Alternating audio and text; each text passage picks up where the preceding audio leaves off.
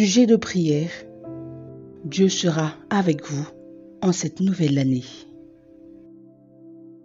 Notre Dieu est puissant. Il contrôle toutes les situations et les circonstances. Si Dieu est pour vous, qui peut être contre vous? Si Dieu est avec vous, vous ne pouvez pas être blessé. Tout ce qui ne peut s'approcher de Dieu ne peut s'approcher de vous. Tout ce qui ne peut pas oser Dieu ne peut pas vous oser, parce que vous portez une présence divine. Le livre d'Ésaïe, chapitre 41, versets 10 à 11, dit: Ne crains rien, car je suis avec toi. Ne promène pas des regards inquiets, car je suis ton Dieu. Je te fortifie. Je viens à ton secours. Je te soutiens de ma droite triomphante. Voici, ils seront confondus. Ils seront couverts de honte. Tous ceux qui sont irrités contre toi, ils seront réduits à rien. Ils périront, ceux qui disputent contre toi. Que vos yeux soient uniques en cette nouvelle année. Jetez toutes vos craintes sur lui, car la peur tourmente. Elle ne fait rien de bon, mais paralyse ses victimes. Quand Dieu dit d'aller de l'avant, cela signifie qu'il a préparé un meilleur voyage et sûr pour vous. Parce qu'il veut que vous alliez de l'avant dans cette nouvelle année, car il est et il sera avec vous tout au long de cette nouvelle année. Dieu n'a pas besoin de votre aide. Il a seulement besoin de votre foi. Nous pouvons voir un bon exemple dans la vie des Israélites pendant leur voyage dans le désert vers la terre promise. Dieu savait qu'ils allaient être confrontés à des défis, mais il a également mis des solutions à leur disposition à tout moment. Dieu a utilisé la colonne de nuée et de feu pour les guider et les protéger. Il leur a donné la colonne de nuée et de feu au début de leur voyage. Il les précédait de jour dans une colonne de nuée pour leur indiquer le chemin, et la nuit dans une colonne de feu pour les éclairer. Leur voyage, de jour comme de nuit, était divinement guidé. Dieu n'a pas enlevé devant eux la colonne de nuée le jour ou la colonne de feu la nuit. Mais la peur s'est installée chez les Israélites lorsque les Égyptiens se sont rapprochés et que le peuple d'Israël s'est approché de la mer Rouge.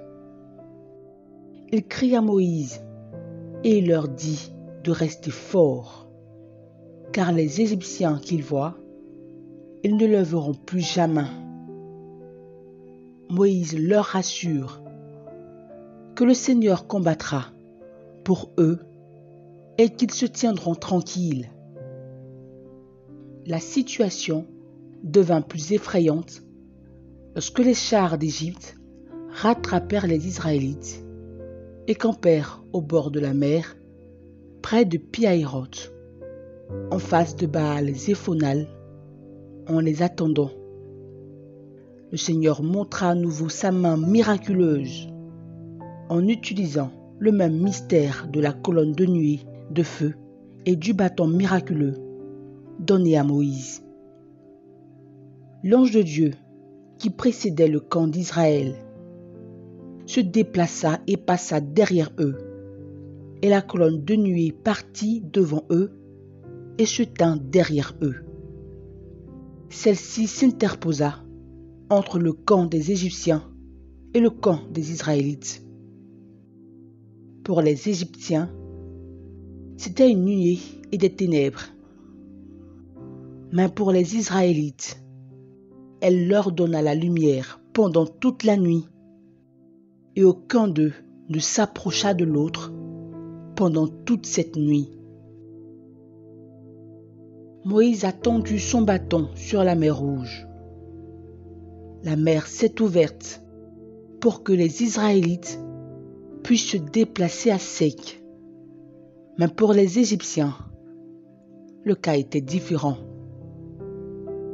Le Seigneur a regardé l'armée des Égyptiens à travers la colonne de feu et de nuée, et il a troublé l'armée des Égyptiens. Moïse tendit à nouveau sa verge. La mer Rouge se referma et engloutit les Égyptiens sur leurs chars et leurs cavaliers. La colonne de nuée et de feu a été présente tout au long des 40 années d'Israël dans le désert. La colonne de nuée du Seigneur était toujours sur le tabernacle le jour et de feu la nuit. C'est ce dont ils ont bénéficié tout au long de leur voyage. Nous pouvons voir dans l'histoire ci-dessus que Dieu a tout mis à la disposition de Moïse et des enfants d'Israël pour un voyage réussi vers la terre promise. Lorsque Dieu a appelé Moïse, il lui a donné la confiance nécessaire pour prendre la tête du mouvement et il était avec lui tout au long du voyage. Cela a été clairement énoncé dans Exode 3, verset 12. Dieu dit: « Je serai avec toi, et ceci sera pour toi le signe que c'est moi qui t'envoie. Quand tu auras fait sortir d'Égypte le peuple, vous servirez Dieu sur cette montagne. » Il a également donné à Moïse un bâton qui symbolise la parole de Dieu. Exode 4, verset 17 dit: « Prends dans ta main cette verge avec laquelle tu feras les signes. » Il en a été de même pour Josué. Lorsque Dieu a appelé Josué et lui a donné le courage et l'assurance de la présence divine partout où il allait, Dieu lui a aussi donné la parole de Dieu. Pas étonnant que Josué ait enregistré des succès exceptionnels dans la prise de territoire. On peut le voir clairement dans le livre de Josué chapitre 1, versets 8 et 9. Que ce livre de la loi ne s'éloigne point de ta bouche. Médite-le jour et nuit pour agir fidèlement selon tout ce qui est écrit. Car c'est alors que tu auras du succès dans tes entreprises. C'est alors que tu réussiras. Ne t'ai-je pas donné cet ordre? Fortifie-toi et prends courage. Ne t'effraie point et ne t'épouvante point, car l'Éternel, ton Dieu, est avec toi dans tout ce que tu entreprendras. Le verset 9 dit: « Ne t'ai-je pas donné cet ordre? Fortifie-toi et prends courage. Ne t'effraie point et ne t'épouvante point, car l'Éternel, ton Dieu, est avec toi dans tout ce que tu entreprendras. La parole de Dieu est une exigence fondamentale pour provoquer et soutenir une présence divine dans la nouvelle année et au-delà. La parole de Dieu, c'est Dieu dans les lettres. Au commencement était la parole. La parole était avec Dieu. Et la parole était Dieu.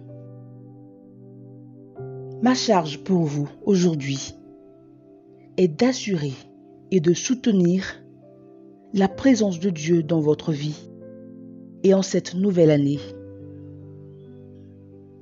Souvenez-vous du livre des Proverbes 4, versets 20 à 22. Mon fils, sois attentif à mes paroles. Prête l'oreille à mes discours. Qu'ils ne s'éloignent pas de tes yeux. Garde-les dans le fond de ton cœur, car c'est la vie pour ceux qui les trouvent. C'est la santé pour tout leur corps. Laissez la parole de Dieu couler dans votre cœur. Méditez-la jour et nuit. Soyez donc des imitateurs de Dieu, puisque vous êtes ses enfants bien-aimés et des exécutants et non des entendeurs de la parole. Prononcez ces mots quotidiennement, dans chaque situation, et voyez Dieu faire des merveilles dans votre vie. Dieu est fidèle, fiable, et sur lequel on peut compter. Il est plus que suffisant. Il mettra à votre disposition de bons cadeaux pour la nouvelle année. Tout cadeau bon et parfait vient de lui. Le psaume 34, verset 10 dit: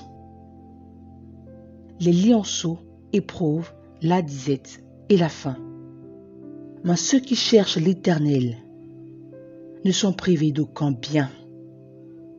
Le psaume 37, verset 25 dit: J'ai été jeune, j'ai vieilli, et je n'ai point vu le juste abandonné, ni sa postérité mendiant son pain.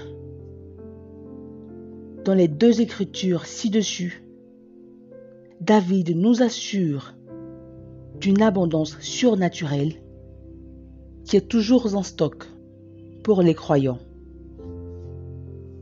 Non seulement Dieu vous protégera et vous préservera, mais il pourvoira également à vos besoins. Il sera votre aide omniprésente dans les moments difficiles. Quand vous traversez les eaux, il sera avec vous.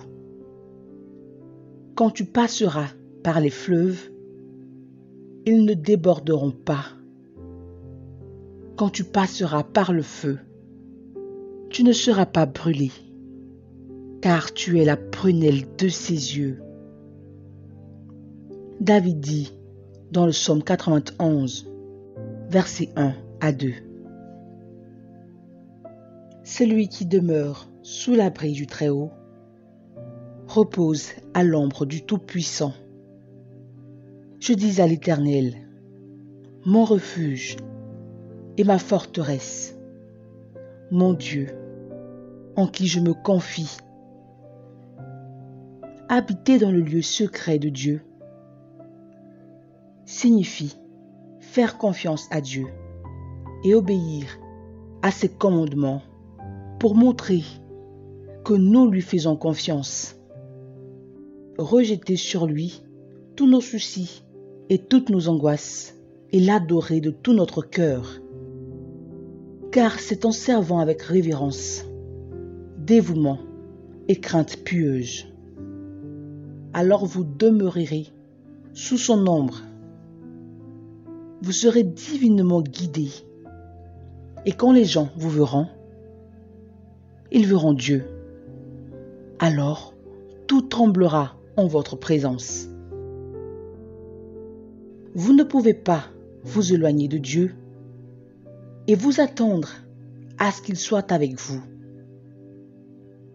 Votre communion avec lui doit être intime. Vous devez créer du temps pour le connaître de plus en plus. L'une des façons de le connaître davantage est de passer du temps de qualité avec lui et dans sa parole. Lorsque Dieu est avec vous, cela se voit.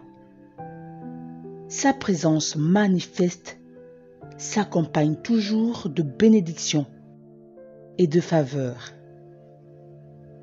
Psaume 5, verset 12 dit: Car tu bénis le juste, ô Éternel, tu l'entoures de ta grâce, comme d'un bouclier.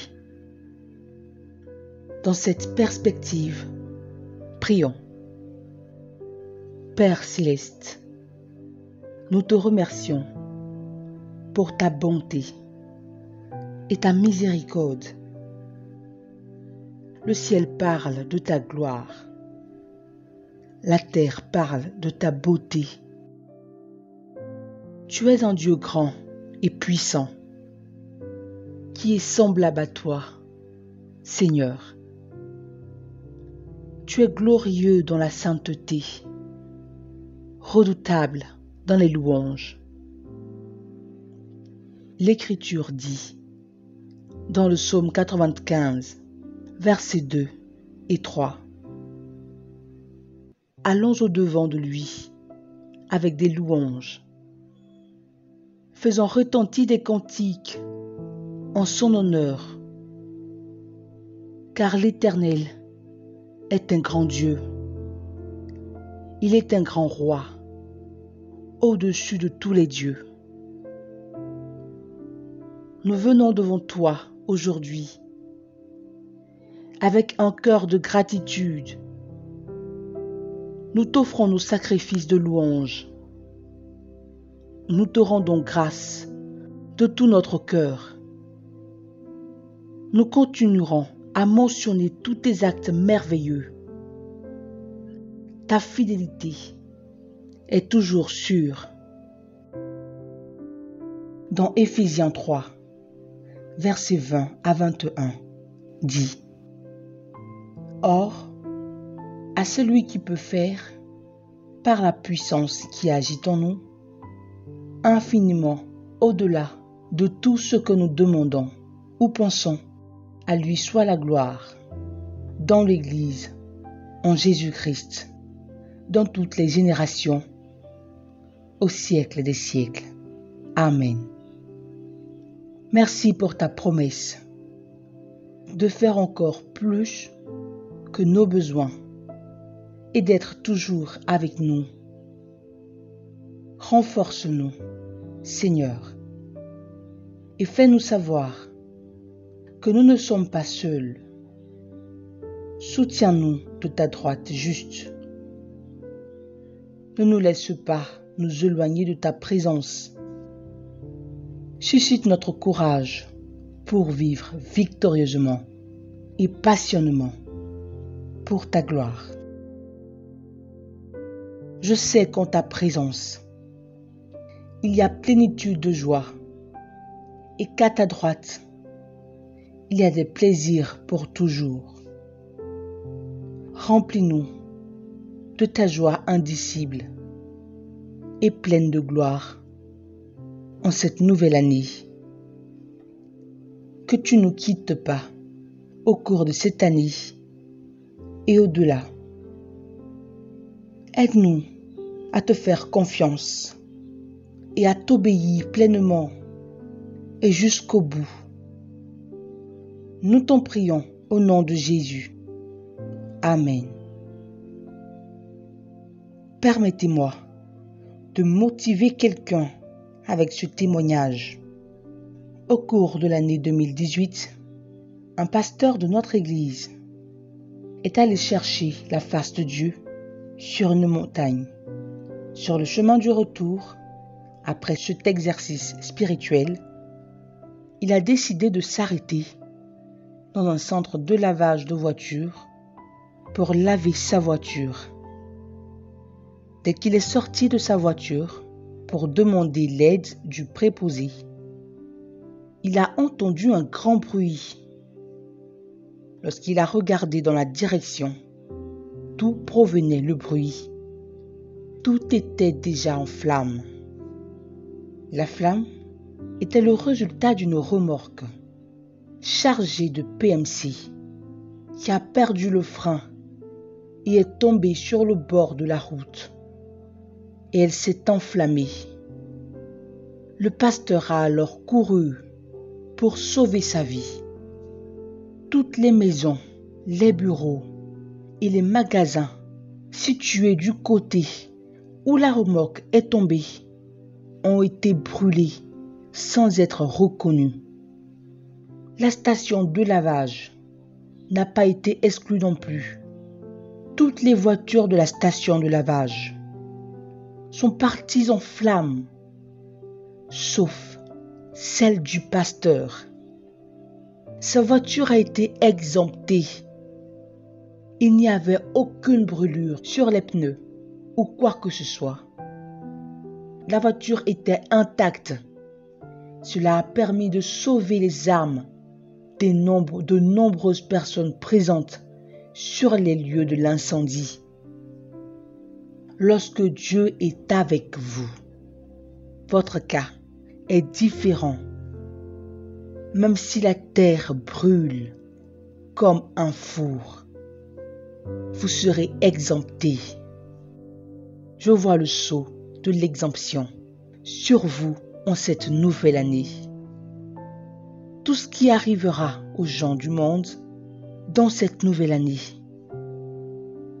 ne s'approchera jamais de vous et de tout ce qui vous appartient au nom de Jésus.